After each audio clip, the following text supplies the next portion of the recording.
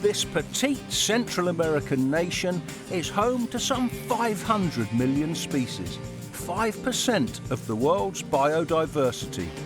I'm on a pristine Pacific beach with stunning Scarlet Macaws. I'm beginning a journey to meet the wildlife of Costa Rica. In the mountains, along fast-flowing rivers, and in the rainforest. I'll meet insect farmers and their queen, marvellous mammals. Look what is under this lid. White tent-making bats. And an extraordinary dancer. There'll be super scavengers and fabulous frogs. These are always a delight. A strawberry poison frog. They climb hand over hand. Costa Rica is in the middle of the Central American isthmus. My adventures begin in the Osa Peninsula.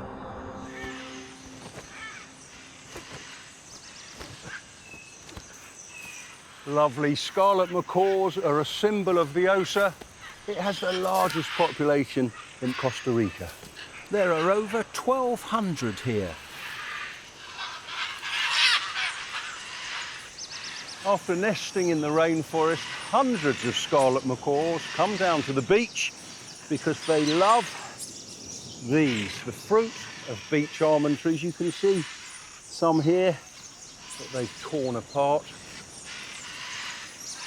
There's a pair feeding just over there.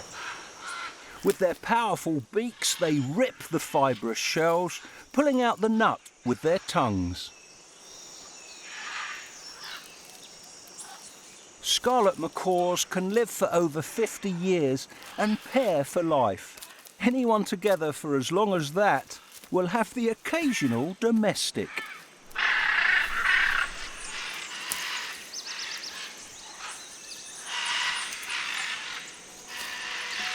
There isn't anywhere else on the Pacific coast of Central America with a larger swathe of lowland rainforest than here. The Osa Peninsula has about 50% of Costa Rica's species, including agile fruit eaters. The Osa is a paradise for primates. Look how close I am. It's a family group of Jeffroy spider monkeys. Troops can have up to 50 individuals. 80% of their diet is fruit. There's 3 of them here gathered around this mass of palm fruits. Jeffroy spider monkeys are pretty intelligent. They know the forest very well and remember when and where to find fruit. They can polish off 100 fruits in just 7 minutes and are important seed dispersers. Their long arms allow them to brachiate like this.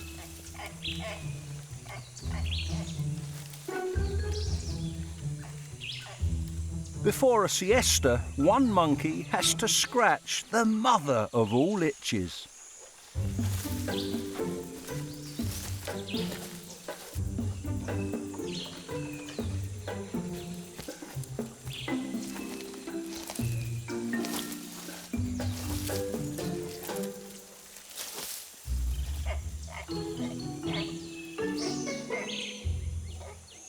Other social animals live nearby. To meet them, I join Javier Mendoza, a naturalist from the Playa Cativo Lodge. We're on the Gulf of Dulce, one of only 4 tropical fjord-like bays in the world. Oh, Javier, the Gulf of Dulce is fabulous, isn't it? Beautiful. As are the dolphins here.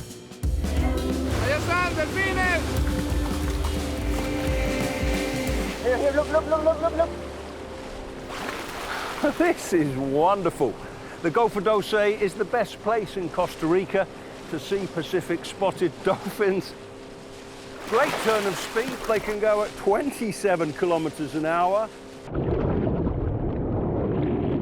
Pacific spotteds are a beautiful species of dolphin.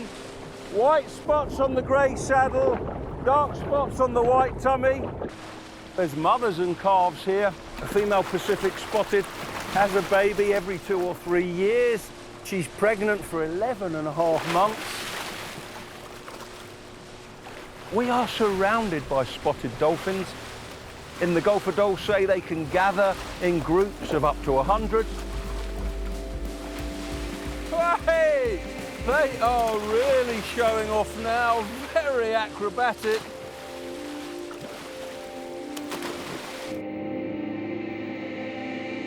There's so much to see in this lush corner of Costa Rica.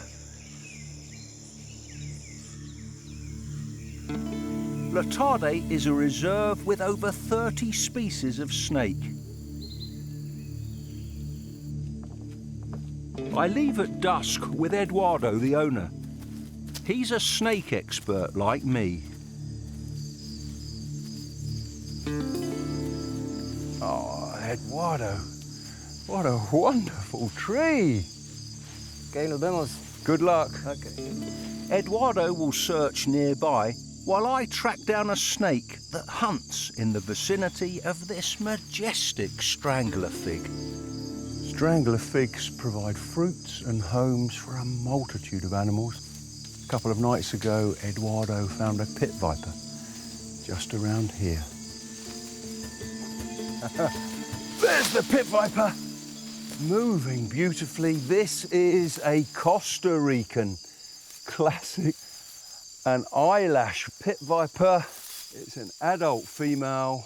They can climb very well, so she's using her tail to hang on to the vegetation. Snake lovers call this variety the Christmas tree because of these festive markings, green and red.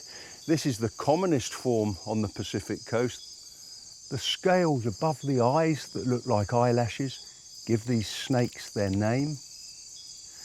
Venomous, of course, but they're not aggressive. They'll only bite in self-defense. Called a pit viper because of these heat-seeking pits between the eye and the nostril. They can detect prey and predators in pitch darkness. They've got prehensile tails. Look at the way she's curling her tail around my finger. Oh, got to be careful there. She was probably moving between ambush sites. They can spend 2 or 3 days waiting for prey. And she'll go and find a new place to lurk in wait for a lizard, a small mammal, or a bird. Her prehensile tail will help her climb to an ambush site and anchor her in position. Nigel, aquí tengo una boa de las bromelias. Oh, Eduardo! This is the first time I've seen one of these. An exquisite bromeliad boa.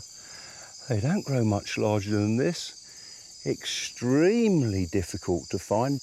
They spend most of their lives up in the forest canopy. Looks like he's trying to get up there now.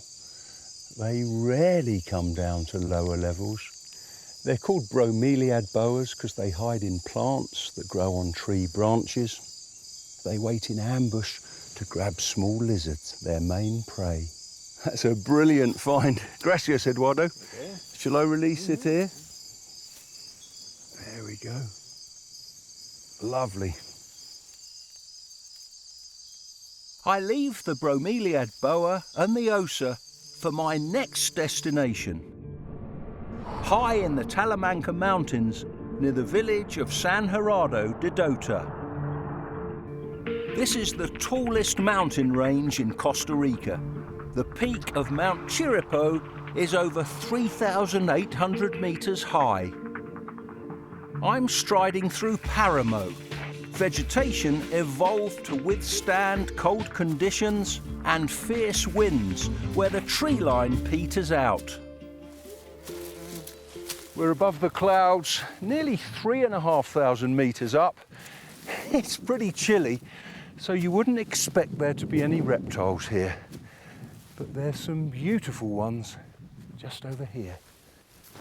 They're very nervous, but if I move in slowly and keep very low, I should be able to get a fantastic look at a green, spiny lizard.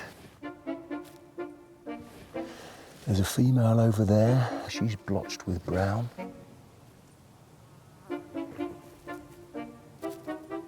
He's bobbing his head at the female. He's running towards her. He's displaying his blue throat pouch. She's biting him.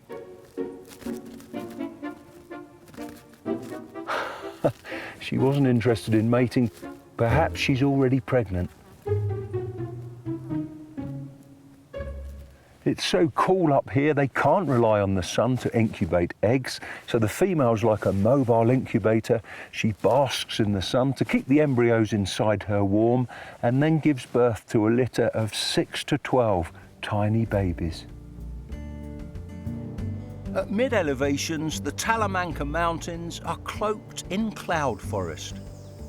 To meet the creatures that live here, my base is Trogon Lodge. The lodge gardens are filled with flowers and hummingbirds. Over there, a Talamanca hummer.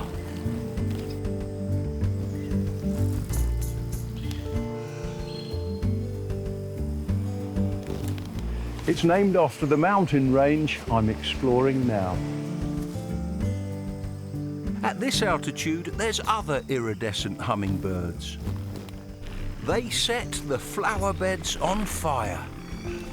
This is a fiery-throated hummingbird.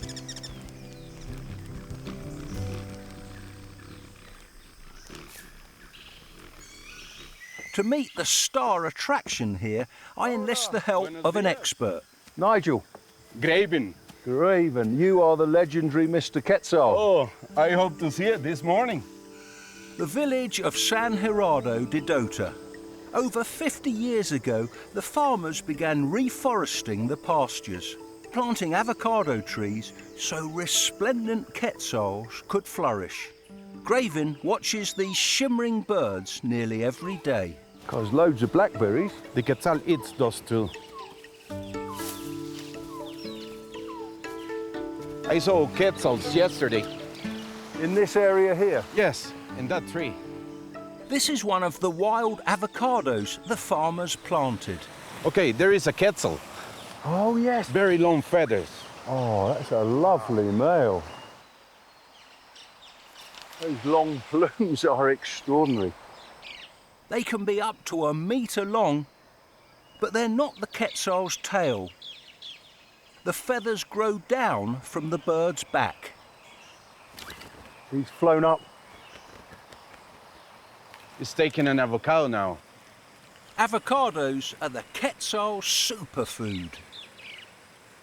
You know their habits because you watch them every day. Yes, they feed it in those. I leave the Talamanca Mountains and travel to the Central Highlands, close to Braulio Carrillo National Park.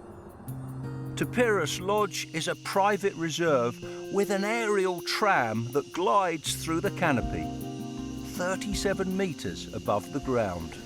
This is a glorious feeling. You can tell you're in a tropical rainforest because of these beautiful hanging gardens. There's so many epiphytes. Those are plants that grow on other plants.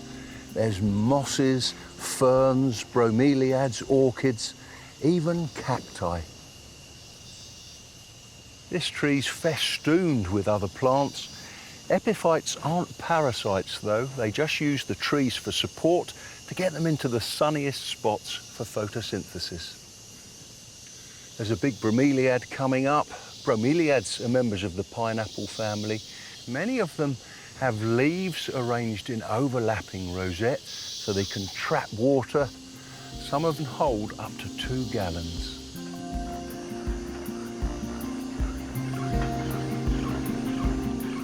Gracias. Now I'm going to explore the rainforest on the ground. I want to get on the tail of the creature that gives this place its name. Tapirus Lodge is named after this beautiful animal. It's a Baird's tapir. She was here 15 years ago when the aerial tram was built and has attracted many followers. There's white-nosed coatis here. They've come for the same fruit as the tapirs. Coatis consume invertebrates too. They sometimes pluck ticks from tapirs to eat. These really are peculiar mammals. They're related to horses and rhinos.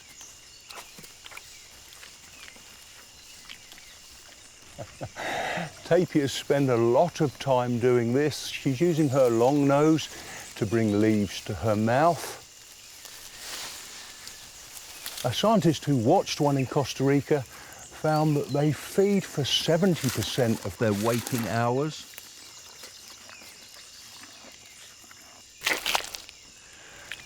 Very hard for me to walk through this mud.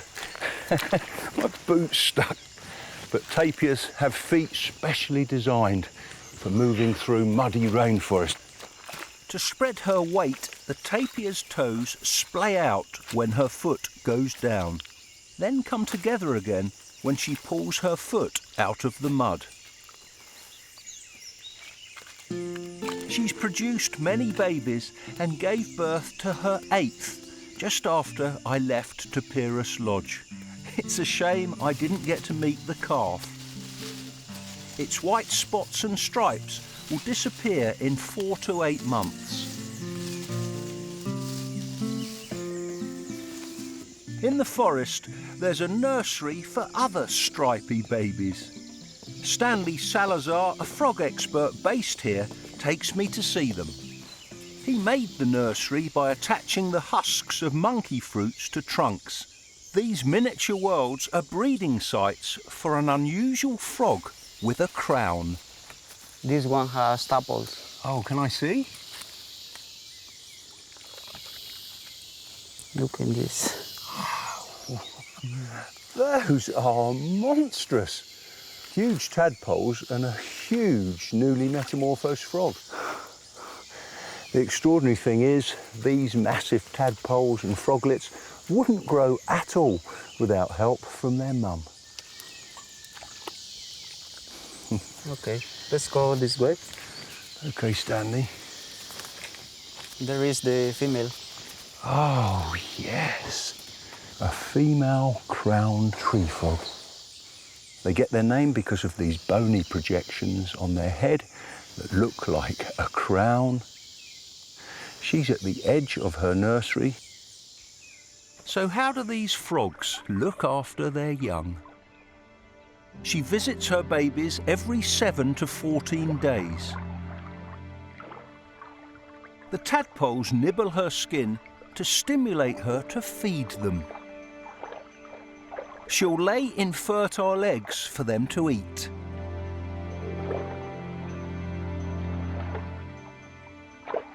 Inside the tummies of these tadpoles, you can see the eggs from their last meal.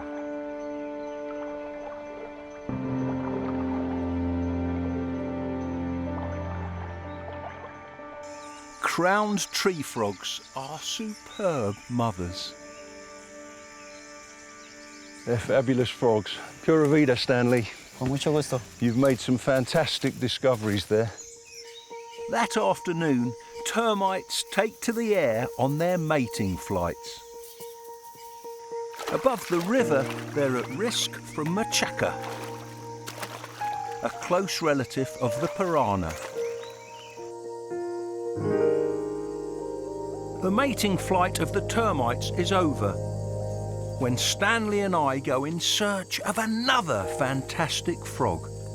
But we must tread carefully. Watch out, Nigel. Bullet down. I'm glad Stanley pointed these out.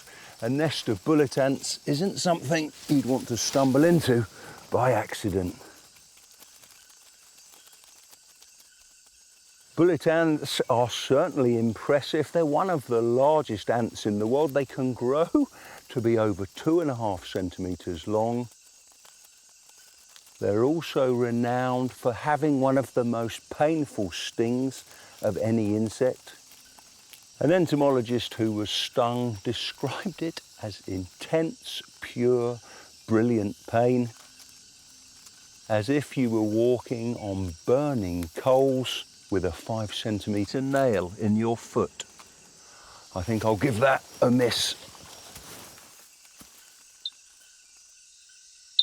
Dink frogs are dinking everywhere. We're looking for a frog that's 4 times their size. Nigel, tiger frog. Oh, wow, spotted Stanley. Wow, hey, this is a truly fabulous frog. Every frog lover wants to see one of these. The local name is the tiger frog. It's also called the splendid leaf frog. It's got wonderful tiger stripes along the side of its body. These frogs don't normally jump. Watch how they move. They climb hand over hand.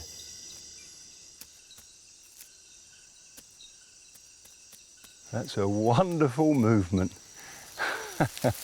Thank you so much, Stanley. You're welcome, Nigel. It's a frog I've always wanted to see. It's lovely. Serenaded by frogs, I sleep well and wake early. But I'm not up with the lark. Larks aren't found in Central America. I'm up with the blue morpho instead.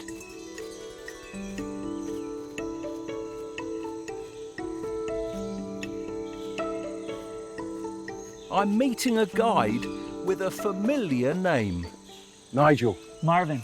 I don't believe it. I'm Nigel Marven. You're Marvin. Absolutely. In that case, welcome, Nigel Marvin. Thank you very much. You're going to show me some very special animals. For sure. Please come with me. Thank you. Marvin is keen to show me some well-camouflaged tree huggers. You're keeping me on tenterhooks. That's Where idea. are they? Yes. It is right up there. Great put 2 in its cheek. The baby is adorable. When they roost by day, great potus usually sit in plain sight. They rely on their camouflage to look like a broken bough. They usually sit crosswise across the branch, just like this one. They're big birds, 51 centimetres or so. They hunt at night, sitting on a perch, sallying forth for large insects. Sometimes they even catch bats.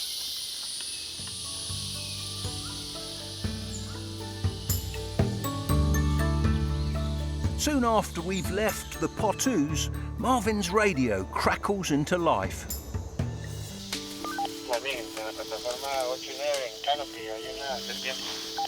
Nigel, somebody found a snake by the zip line.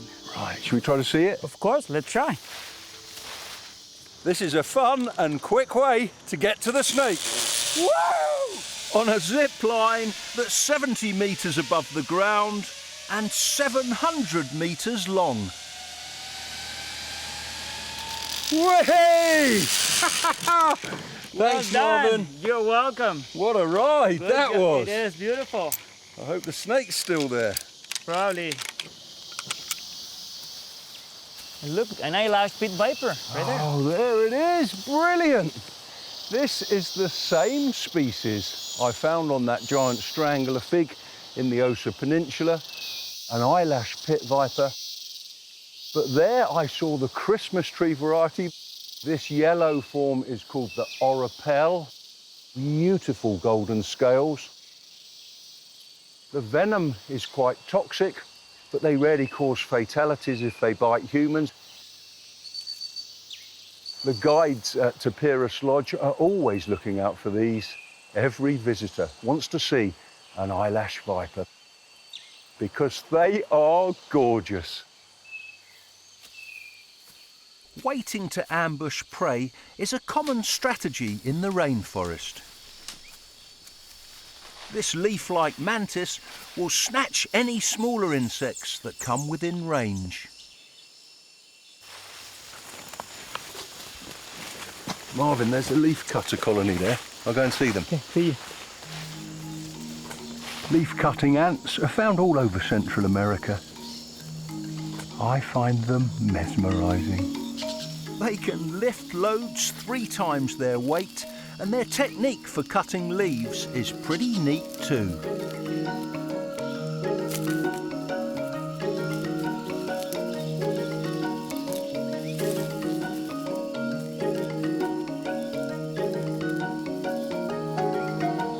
In the procession, some of the leaf cutters carry an extra load. Smaller ants. I love seeing the tiny leaf cutters, they're called minima, riding on the leaves. The minima ward off parasitic flies that try to lay eggs on the larger workers. Leaf cutters use the clippings to cultivate a special fungus underground. To see their fungal gardens, I visit Aguas Bravas, where Leo Guerrero has leaf cutters in captivity. Here's the fungal garden. Wow, I never thought I'd see this. The cut leaves are a fertiliser for the fungus, which workers feed to the growing larvae.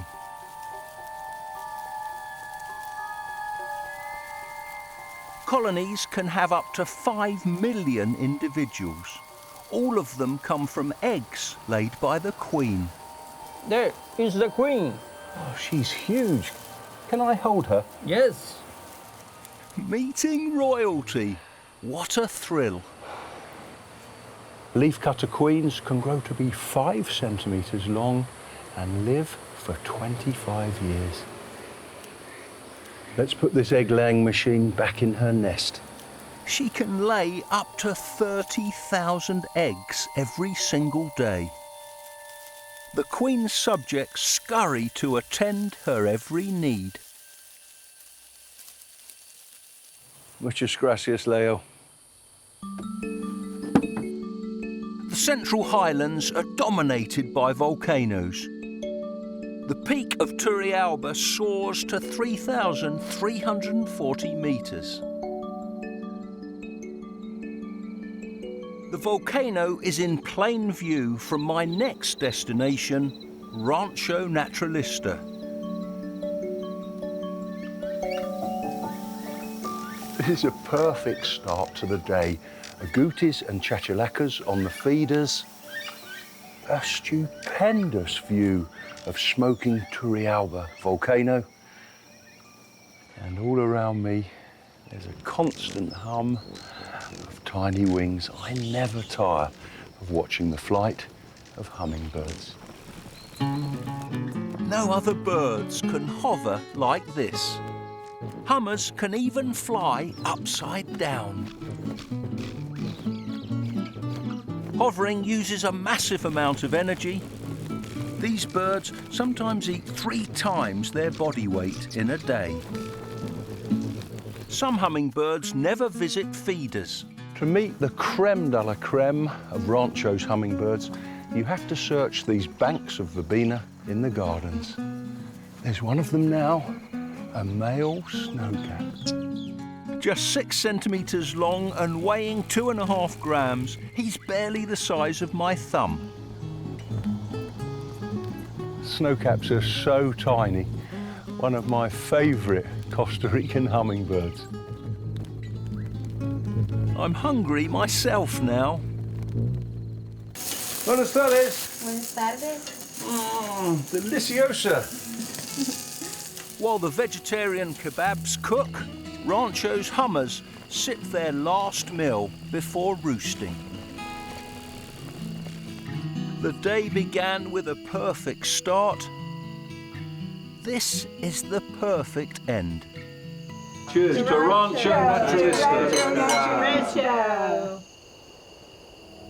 After my flying visit to Rancho, I leave the Turrialba foothills and head down to the Serapiqui lowlands. In the 1980s, this pristine rainforest was in danger. Giovanni Holbrook saved it from being logged and built Selva Verde Lodge. I visit in July, in the rainy season, a good time for wildlife.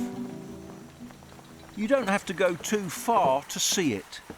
There's rarities just under here. There they are. This is the only place in Costa Rica you can see them. Thumbless bats. Their story is an interesting one. A colony was found in a hollow log close to here in the 1970s, and they weren't seen in Costa Rica again until 2014, when this colony was found under this bungalow.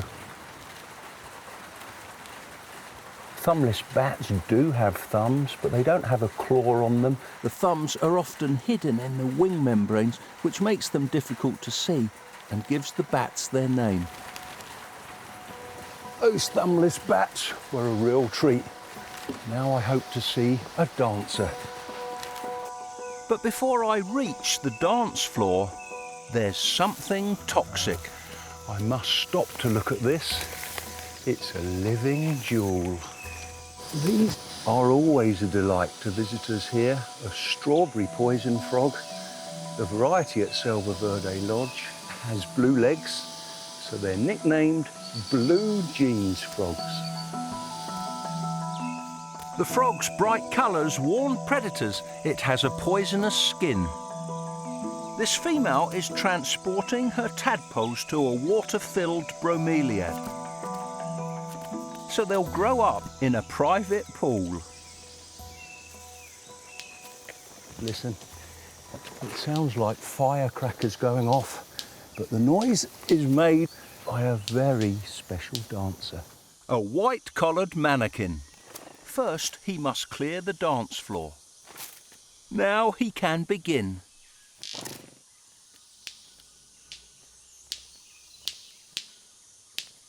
His display is to attract females.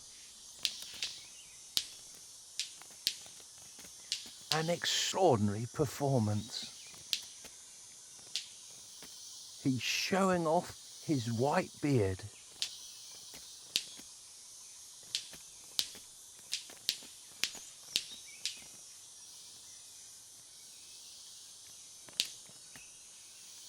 That was a high-energy performance. He's having a well-earned rest.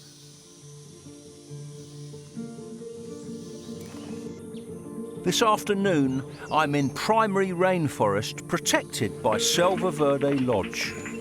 My guide, Ivan, knows the precise whereabouts of some extraordinary animals. The first of them is venomous. So let me show you something. It's been there for more than a week. Oh, I can see. A lovely hog-nosed pet viper. The ultimate sit-and-wait predator. Beautifully camouflaged. Yes, it is. This one is a juvenile about 20 centimetres long. It could grow to be 3 times that size. I wonder how long he'll have to wait until prey comes within range. Now Ivan takes me to some other predators that stay put by day. There's a crested owl. Oh, yes.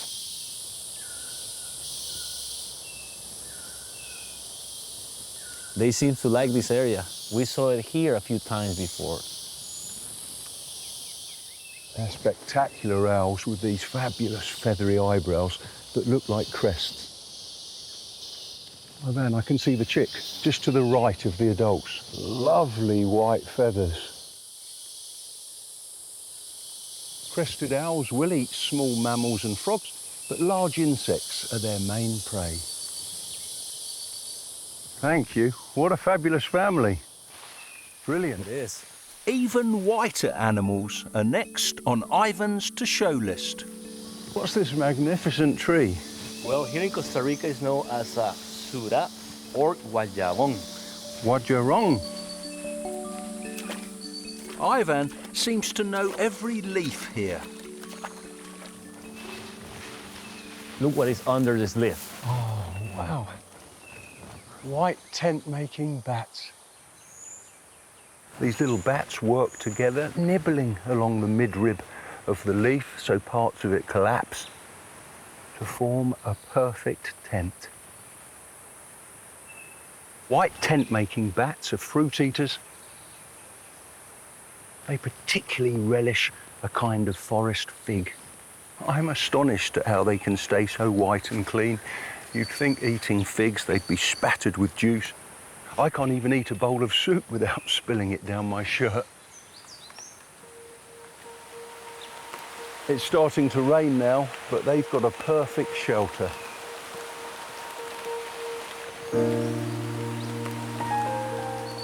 Back at the lodge, I sit out the downpour.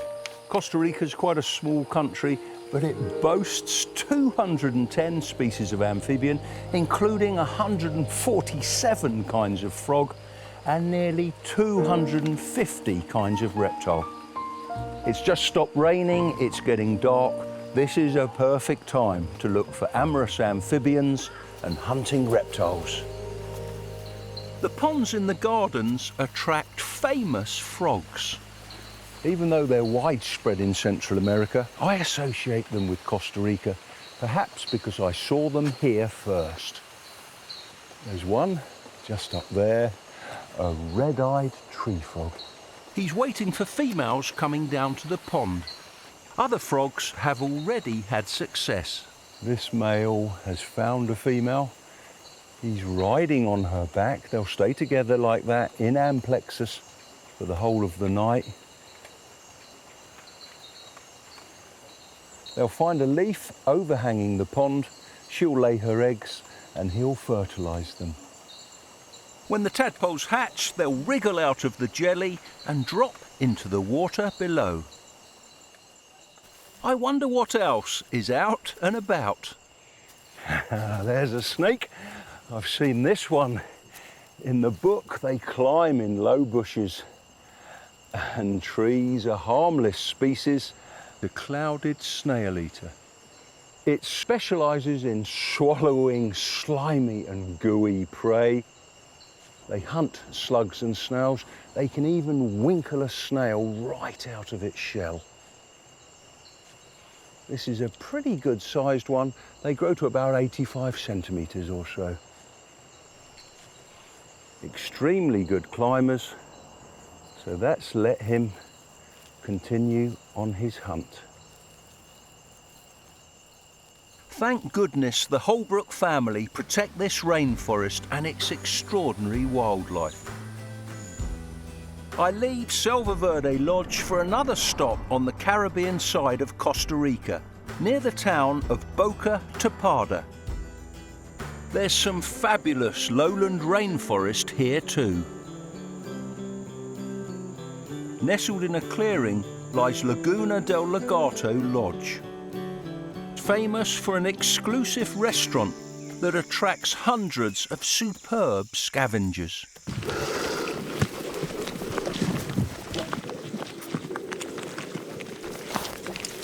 Black vultures are the commonest here. They've got an acute sense of smell. They can home in on a carcass from over 2 kilometres away. The black vultures bolt down their meat. Sooner or later, bigger vultures will arrive.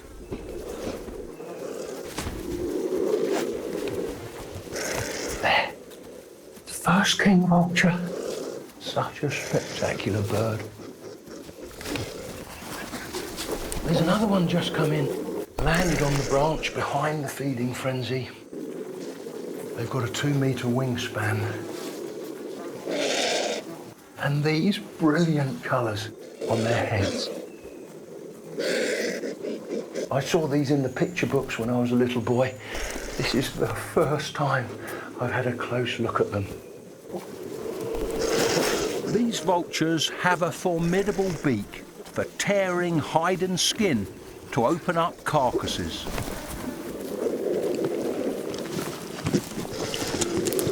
The kings dominate here, but they accept the black vultures, even cheeky ones that sneak right between their legs.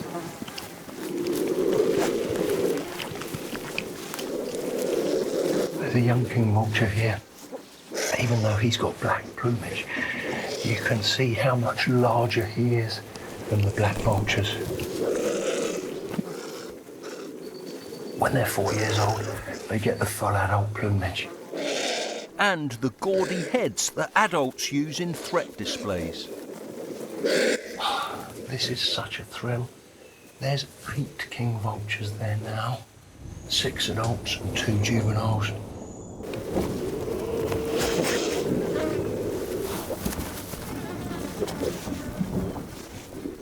This is phenomenal. You rarely see more than 2 adult king vultures together. But the gathering didn't last as long as I hoped it would. In heavy rain, vultures can get waterlogged and lose heat. That was truly spectacular. But the rain stopped the show. Once it started, most of the vultures flew away.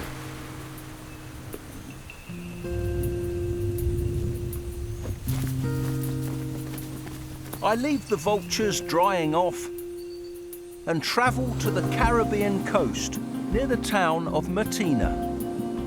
I'm visiting Pacari Reserve, a base for eco-tourists, volunteers and researchers. I meet up with scientist Ben Pickup. Ben, what's this lovely mural? So each of these turtles represents an actual nest. Every time we find a nest this season, we paint them on the wall. Leatherbacks are the main turtles that nest here. I hope to see babies in this hatchery soon. But first, Costa Rica's top predator. So we've got some really nice jaguar tracks here. It must have walked down here last night. Oh, yes, and gone round this corner. And there's a perfect paw print. Wow. And this is a big animal, it must be an adult. This is great, walking in the footsteps of a jaguar.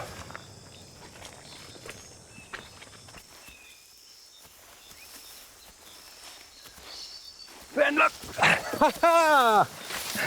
Beautiful, a lovely white-lipped mud turtle. They rarely come out of the water. They don't even bask in the sun. So maybe she's looking for an egg-laying site. I can tell it's a female because she's got a flat plastron. Males are concave underneath. And look, she's got an injury on her carapace. And there's a cluster of leeches feeding on the blood just beneath the scutes. You'll be okay, though. Hopefully, she'll lay a nice clutch of eggs.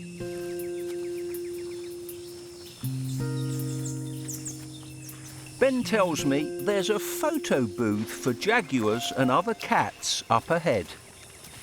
So this is our camera trap here. Okay, and then what's this? That there is the scent station. We top this up every month.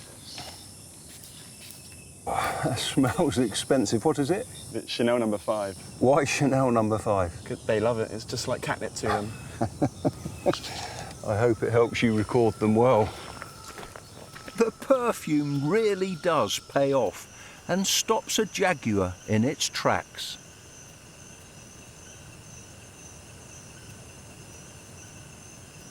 Although an ocelot takes the scent in its stride. I leave Ben for a passion project of my own. There's something in the swamp I just can't miss. This is such a thrill. Pacari Reserve is home to some rare, ravishing birds. Agami herons. There's one preening there. They are the most beautiful of herons. A confection of feathers, this grey cowl on their head. Chestnut feathers on the body. This delicate filigree of silvery feathers on the neck.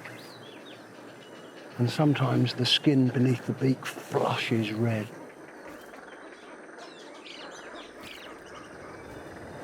Their rapier-like bills are 16 centimetres long, a fifth the length of the bird. They seize frogs and fish with them in typical heron fashion.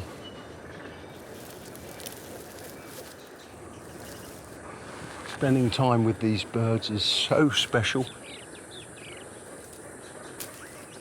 There's over 70 nesting pairs.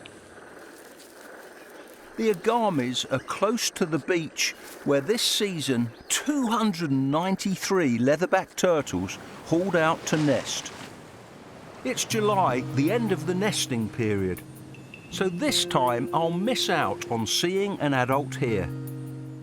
But I've had the pleasure of meeting one before. They really are extraordinary. On the Caribbean island of St. Croix, I watched this magnificent turtle excavate her nest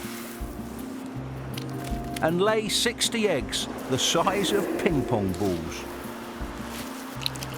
I'll never forget being alongside this 2-metre, 600-kilo turtle.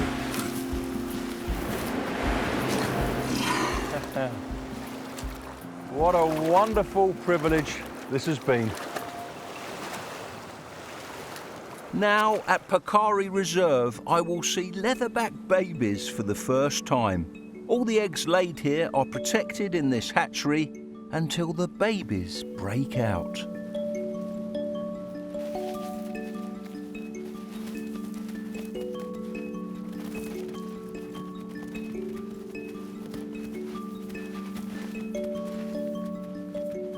The hatchlings are counted, measured and weighed by the researchers. The success rate in protected nests is brilliant. 53 out of 62 eggs hatched from this one.